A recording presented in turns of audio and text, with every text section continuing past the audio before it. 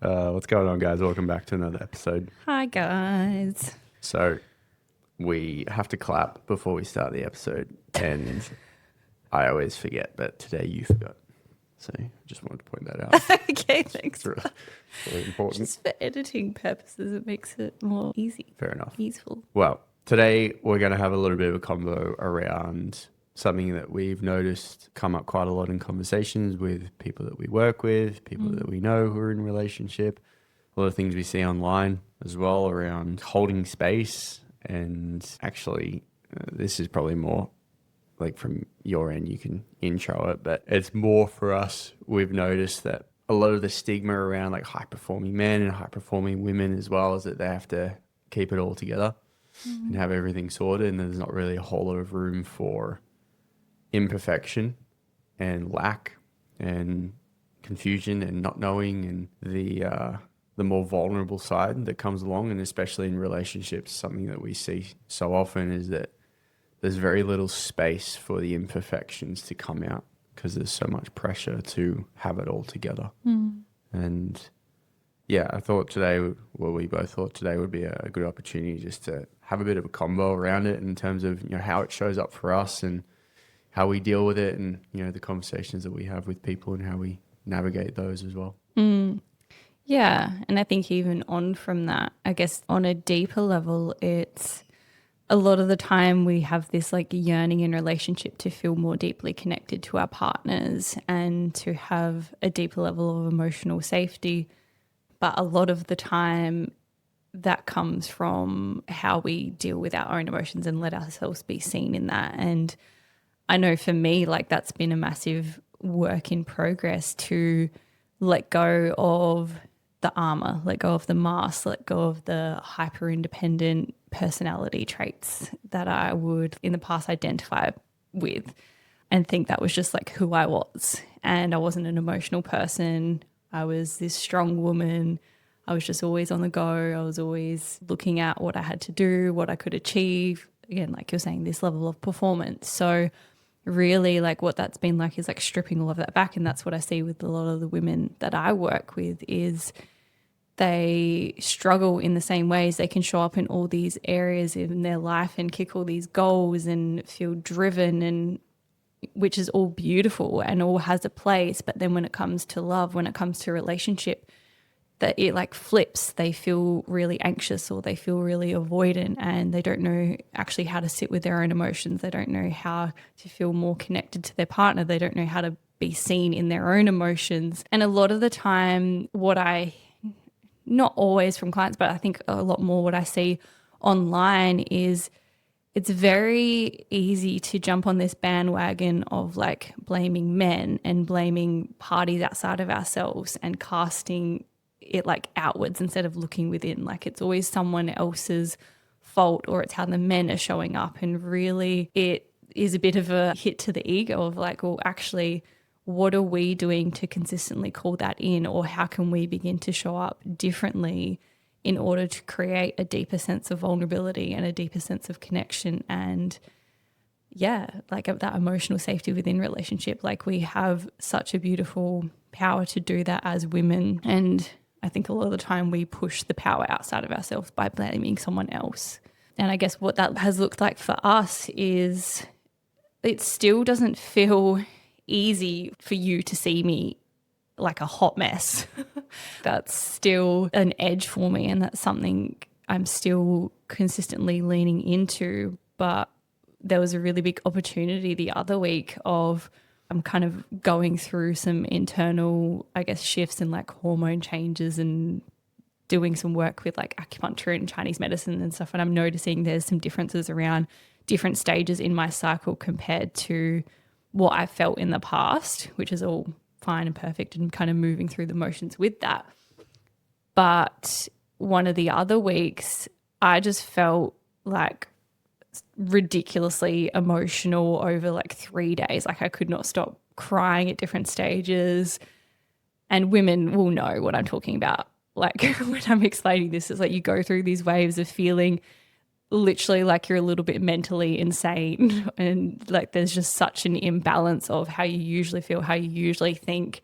the things that you're picking apart, the self-doubt that creeps in, all these different layers, and you know why it's happening, yet it still brings just this, like kind of inner like turmoil, I guess, in that, like allowing you to see me in that. Like I wrote this post the other week and it was basically going through that experience, and I was just bawling my eyes out in the bathroom. I went for a big walk, was like crying on the walk, came home, could not stop crying. I think I was making dinner or something, and then I ended up just like going to sit in the bathroom because I was just like letting it all go. And you've come out of a call or something and you're like, what's happening? And yeah, I guess just a little bit like you're saying at the start, just letting it be messy, letting it be uncertain. Like I couldn't even really explain why I was feeling the way I was. I was just in it. Yeah, well, it wasn't like, oh my God, what the fuck is happening right now? And, this changes the relationship completely. What am I getting myself into? I was like, oh, yeah, okay, cool. It's a little bit more than usual. And it was so funny. I walked into the bathroom and you're like, I don't know what's going on. I feel like a mess. I can see the confusion, and because I've also noticed like in the past you've held that back too. Yeah. And you've worked really hard to not bring your like frustration forward or not feel like, really amped up about something when I can literally see it on you. It's like, okay, she's not okay with this. She doesn't like this one bit. She's pissed. But then you'll just go off and clean something or just sort of shut down. Yeah. And it was nice to be able to like be there with you in that. It was good too because like I didn't need to fix it. Like I knew you're solid, you're sweet, and from my point of view in this, years and years ago, there would have been a part of me that's just like, okay, what's wrong? What happened? What can I do? How can I fix this? Let me make you happy. Let me sort this out for you. And for a lot of men listening, this is often this behavior to solve and to fix challenges like this when they do come up. Not even a challenge, but like to negate heavier emotions that you either experience or see in your woman. A lot of that is tied to an inability to actually stay in the discomfort in the moment because it brings up the feelings within them that they've avoided for so long. And usually this is all tied to childhood, having the bigger emotions, expressing yourself. It's like, shut up, be quiet, go to your room, don't be angry, your needs don't matter, all of that. So nervous system wise, when a lot of men are in this place where they see their woman, quote unquote, lose it, so to speak, or, they experience really strong emotions, or they are upset, or they're having an experience where they don't know what's going on yet the hormones are all like off, and it feels really big in those moments when a man hasn't actually done the work to address how the little boy shows up for him. He will often turn to behaviors that help soothe the little boy, and that's fixing, that's proving, that's avoiding, that's shutting down, it's withdrawing. It's like, okay, all right, well, come talk to me when you've calmed down type of deal. And that's really sad because in those moments, it actually provides an awesome opportunity for a deeper connection. Yeah. For me, in that instance, it was just like sitting on the edge of the bath with you. And that was it. Like I didn't do anything except pat you back and say, it's all good, honey. You'll be fine. And, that was all that was needed. And although I can feel the part of me that's just like, fuck, like I'm tired. I want to solve this. I don't like seeing you upset. Also, I can tell in the moment as well, it's like you don't need anything else. And even when you have, bigger emotions and you're feeling a lot for those days, you've also got the capacity within yourself to deal with that without me needing to dive in. And it's more of a case of, great, I'm here for the experience with you. Like I'll just stay here with you. And you can do whatever you need to do for that. If you ask me questions, okay, I'll give you some answers. But is where it's like less is always more. Yeah. Because I've been able to really dig deep within myself in that, and my nervous system feels quite safe in that environment where your emotions are big. So Yeah, it's definitely like a tandem sort of experience there. But I also, acknowledge that that's not normal for you, and it's new and it's different, and it's just underneath that, there's a part of you where you have kept things really under control and you have had it all together, so to speak, and you've built up what you've needed to protect yourself as well. So it's less to do with like, well, why are you crying, and more to do with, okay, like the environment is the thing that's important right now. Yeah, 100%. And that's not like a one-time thing where it's like, great, from now on, I want to watch that more often. So just give me a yell when it's happening. It's like that experience isn't going to happen all the time.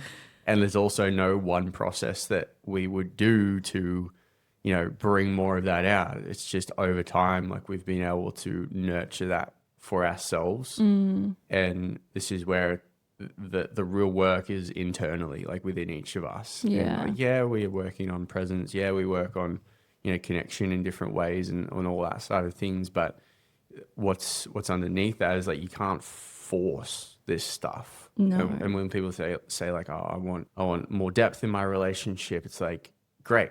What do I do? How can we create that? Let's do this process, or let's do this breath work together, or let's bring this out. And all the time, it's just like, great, let's take some things that we see people do, but there's no time for our nervous systems to actually downregulate and feel safe. And it's like we're just white knuckling, we're forcing it. So this hasn't been something that's been top of mind for us. It's just been happening the whole time. The more work we've done to have a hard conversation here and there, to share what's actually going on internally, how I feel currently in the moment, and then, being able to address the things that are underneath.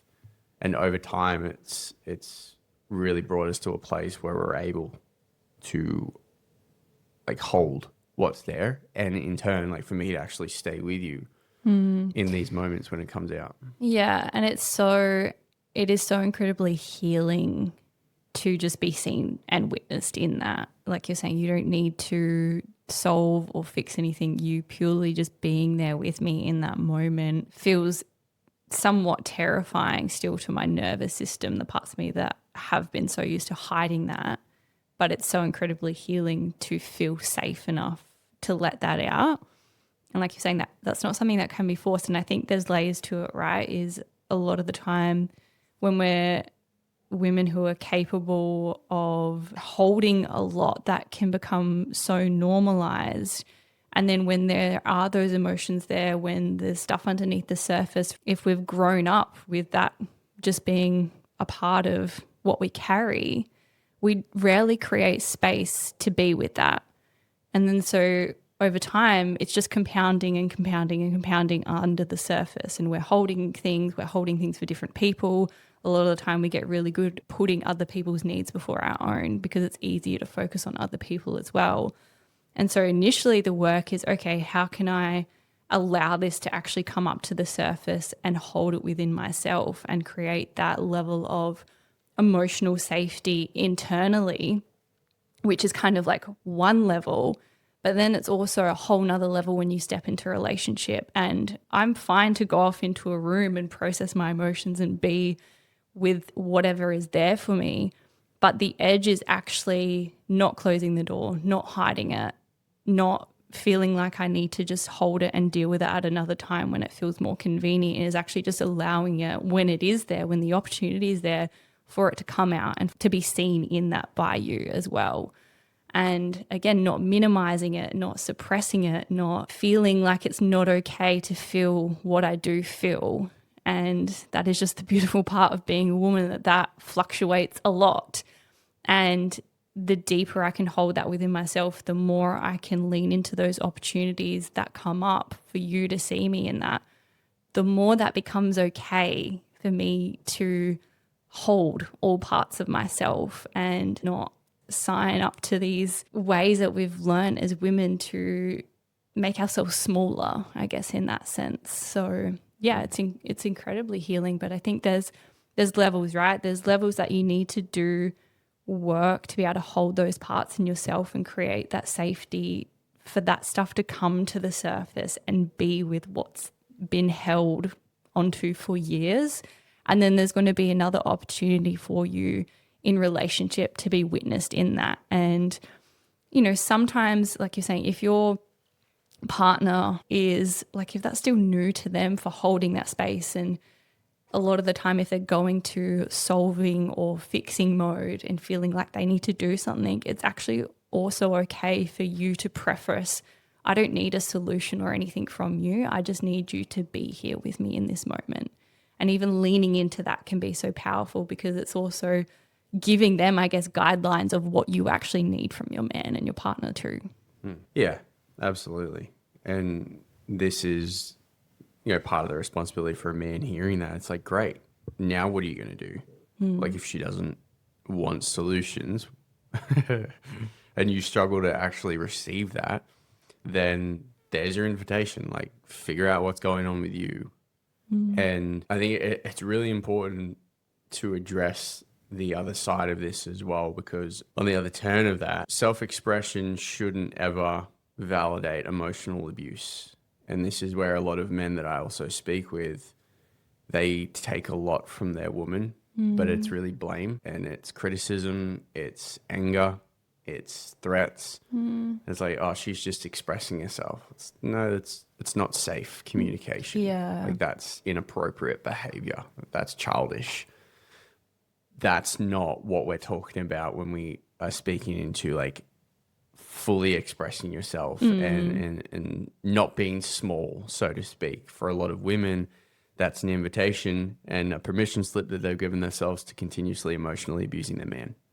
So it's really important that we are very clear on that when we are looking at emotional expression, it's never with the intent to project it onto someone, blame or fault, or you did this and this is your fault.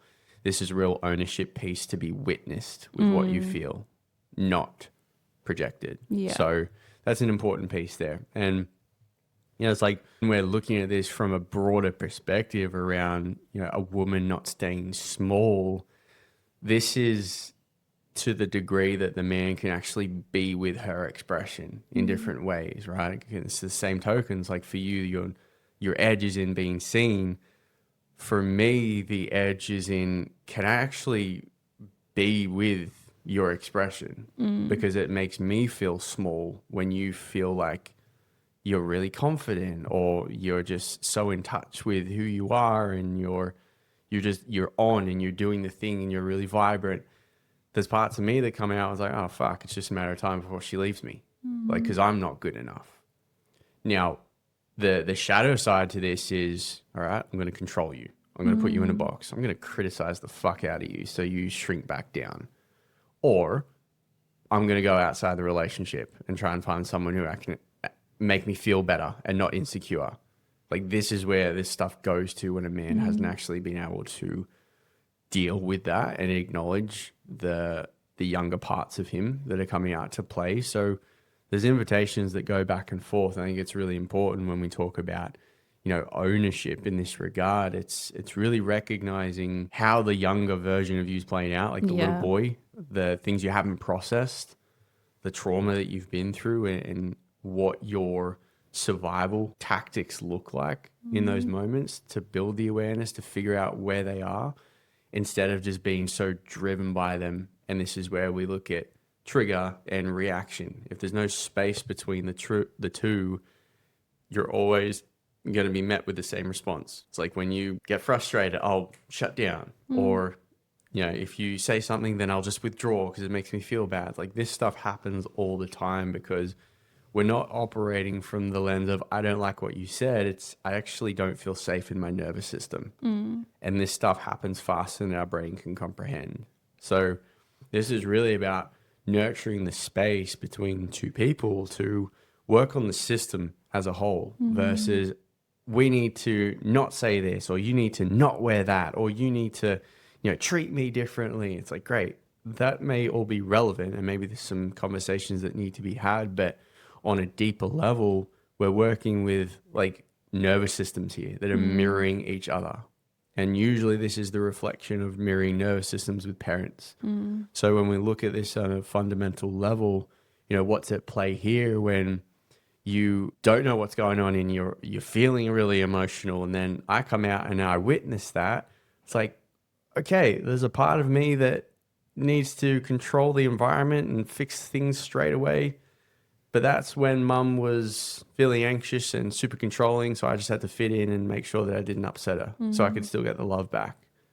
Okay, there's that part. And then also there's Pete, the man who has the capacity, who can just be there with it all. And that's something that I've been able to nurture within myself, and I have the capacity to do that now, which is awesome. So exactly to what you're saying before, like this is an internal game first before it's a relational game. And then once you're in relationship, in that sense, it's the uncovering, it's the working together. Yeah. And I think, so many people are so stuck on, oh, my partner doesn't do this, or he doesn't make me feel safe, or the men are like, my woman just doesn't feel safe with me. I don't even know what the fuck that means. It's like, great, that's awesome. Like there's so much to clear up here, but when we look at safety in relationship, it goes both ways for the man and for the woman. So usually when we look at reactions in these sort of situations, it's not because they intentionally want to hurt or they intentionally want to make their partner feel like they shouldn't express in a certain way. It's just safety isn't what they feel in that moment. So, for us, like we've spent so much time, and like we're still learning, we're still figuring this out, but together we've been able to work through a lot that comes up for us where, yes, individually, piece of cake, easy. Like if I was on my own, I'd be fucking scary with the amount of shit that I would get done. Because I've already fucking gone through so much and I've addressed so much, but it's in relationship that I still meet my edge every fucking day.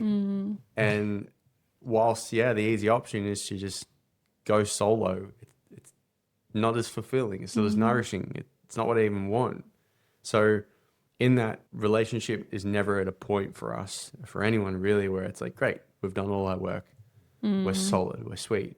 Like things just come back around in different ways. And, to think that, great, if I do this course, then I'll be healed. Or if I sign up to this program afterwards, my relationship will be saved. It doesn't work like that. And that's the beauty of it, because, as you go along, it's like the more you uncover, the more you address, the more of your wounds that you're able to heal, the more depth you also have too. And I think for women especially, when we look at so much of the talk around masculine, feminine, it's like women in business are so fucking tightly wound and in their head and so performative, and they struggle to actually be home and connect with their husband. It's like none of this should sacrifice your ability to crush and to create and to lead and to build wealth and to create really fucking cool movements and shit. But it's just also on the opposite end, it's your invitation to go deeper into your feminine as well. So there's no like one cancels the other out. It's just like there is a well of feminine there for you, and it's so deep. And there's also for your masculine and the ability to lead. It's like, how well can you go between the range, And a lot of the times relationship is the thing that often feels stuck for women, I believe, because their man doesn't know how to support them in that, because he doesn't know what to do for himself. And he's just, fuck, I'm going to work. And then hopefully, we sleep with each other and, cook food and, everything's fine. There's no problems to fix. Like there's way more going on here. So when these needs around like emotional safety and conflict resolution start coming forward, it can feel scary, especially for men who are just stuck doing the same thing every single day, not wanting change, not wanting to create anything differently. But it's really worth having the conversations, because what's available to you guys is more connection, more nourishment, more happiness, more joy, more pain. But also it's like you feel like you belong in that way, and it feels warmer than just doing the same shit every single day. Then it just eventually dries up. So all of that being said, like for the women who are high performers and get a lot of shit done but struggle to relax, you need to communicate what you need. Don't hurl the insults.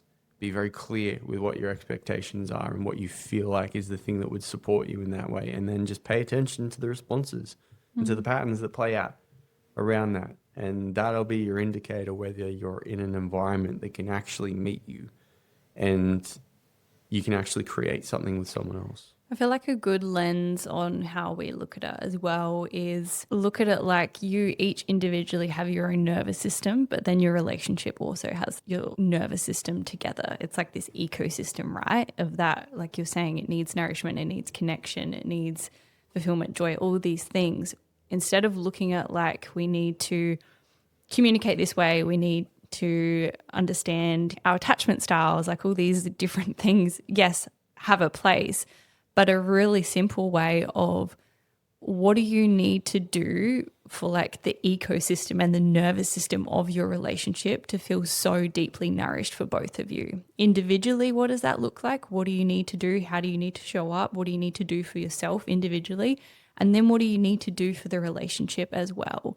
And I think that's a really powerful way to look at it. And I know like we talk about that a lot of like the nervous system of the relationship instead of getting caught up in, all these processes or all these ways of doing things or all these labels. Just come back to looking at it like a nervous system. What does that nervous system need to flourish as well?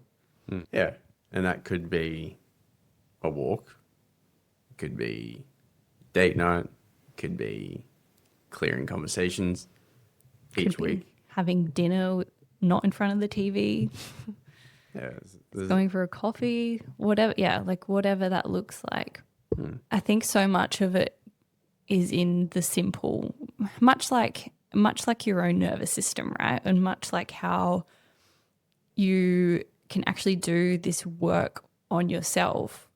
Like a lot of the big processes get talked about, the deep work, deep coaching, all of that stuff, of course, is important. Working through trauma, working through wounds. But don't underestimate like the small 1% daily choices and decisions and behaviors that you make and how you show up.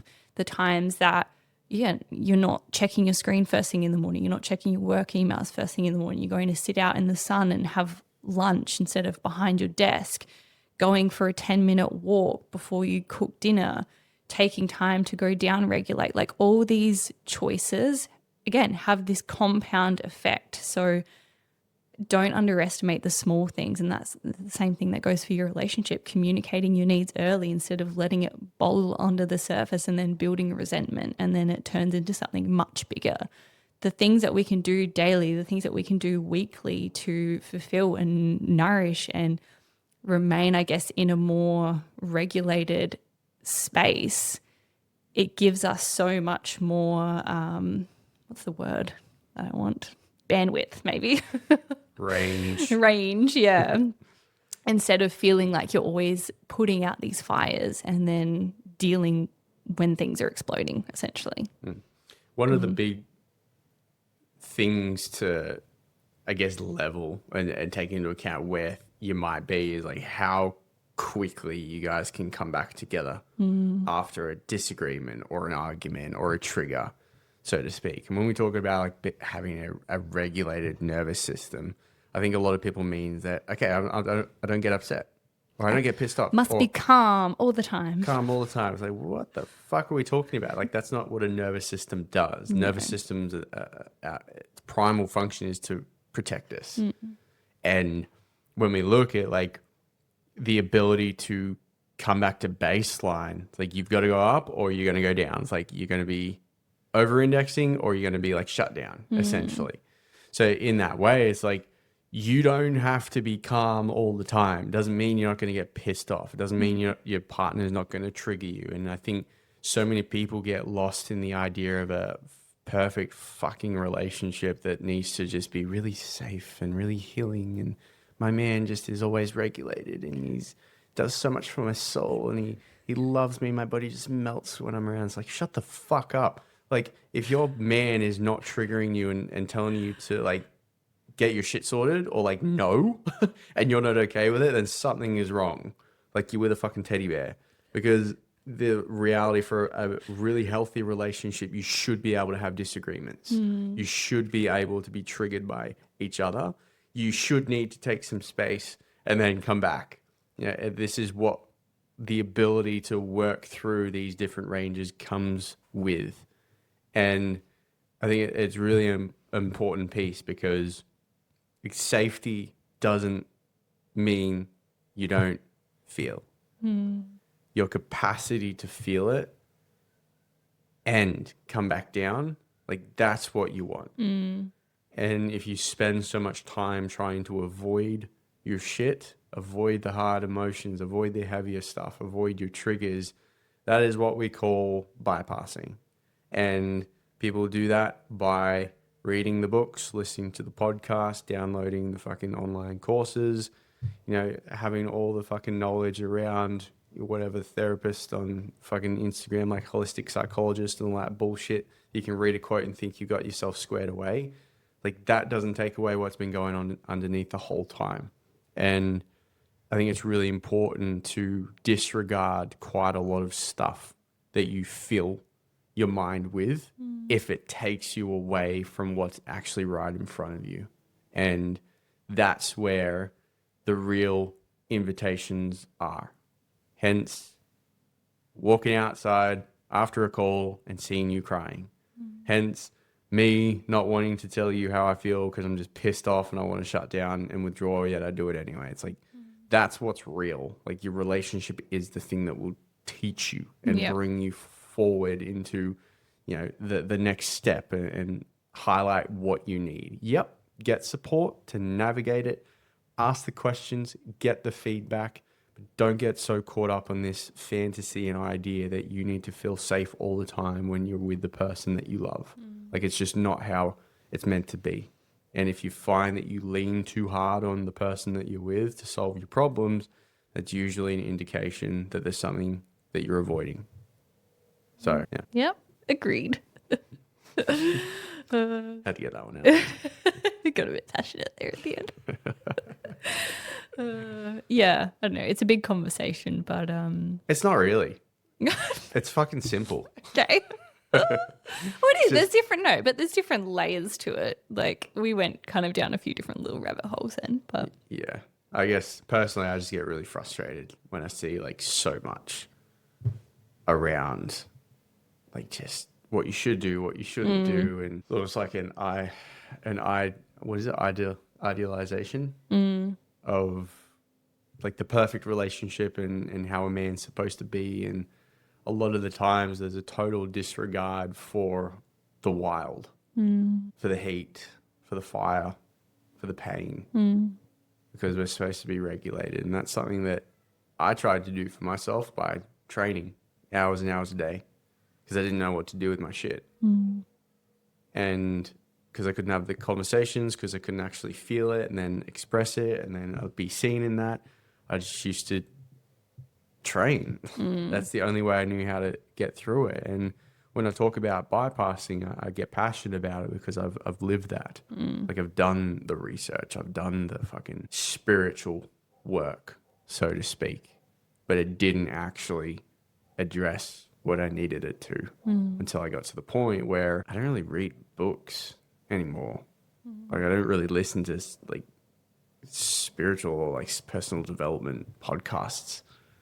Like, it's just not a thing, because I don't feel like I need that, because where I'm at in life now and what we've created together as well, I'll ask questions to my coach and I'll get some feedback, and I'll look at some stuff that's coming up for me internally to figure out where it's come from.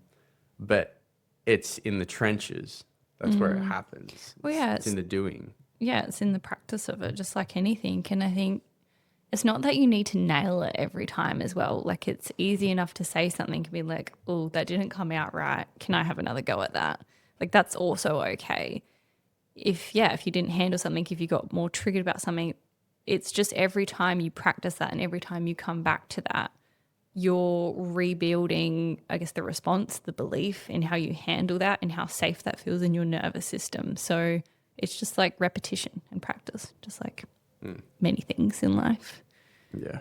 But yeah, It's a bit of a real life example. And yeah, it's just something that's very, very present for a lot of people that we work with, that we see online. So yeah.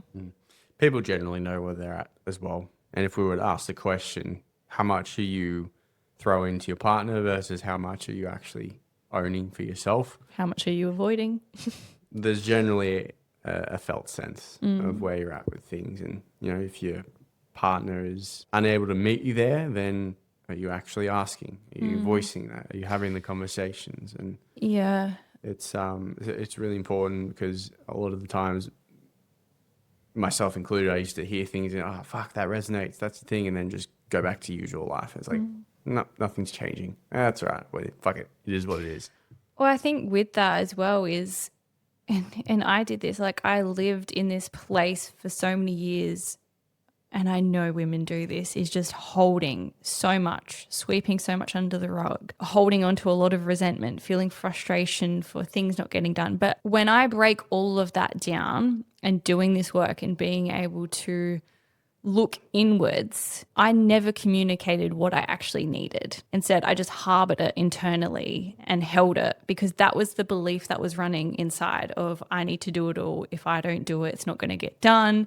If I don't do it, it's not going to get done right. Like it was just the programming that was there for me. And so that led me to just staying in the same situation, the same dynamic, the same exhaustion in relationship purely because I wasn't voicing what I needed, because I was avoiding the difficult conversation. I was avoiding what I was feeling. It was easier to stay in that, to stay busy and to keep running at that state until I couldn't anymore. And I think that's where a lot of people get to. And then it's like, oh shit, now what do I do? But you don't have to wait to that stage. Like we need to stop normalizing the exhaustion, the resentment, the sarcasm, the things getting swept under the rug, swept under humor. Like it's okay to communicate what you need. It's okay to be seen in your messy, confusing emotions. Like that is the beginning of it all. And if you want to change something in your relationship, if you want to change how fulfilled, how desired, how loved you feel, how connected you feel to your partner, that is where you start. You start with yourself and how you're able to show up in a relationship, how you're able to lean into what is present for you. Well said. Now I'm getting passionate. But yeah. Fuck yeah. All right. Well, let us know if you have any questions on this one, fam. But always, thank you for listening. Once again, would love if you could leave us a little 5-star review, help us keep growing the podcast, share anything online, send us a message, anything you want to hear, anything that's landed. And yeah, we'll see you again. And actually give us the review. Don't just listen to it and not do it. Stop threatening them. Stop being fucking lazy. Jesus Christ. I love you guys. Thanks for listening to another episode of The Inner Work Diary. If you got value from today's conversations, we'd really appreciate leaving a 5-star review. Helps us get these conversations in front of many more people. And if you're curious about what it looks like to do this work for yourself or in your relationship, you'll find all the details in the show notes. Thanks for being here. We'll see you in the next episode.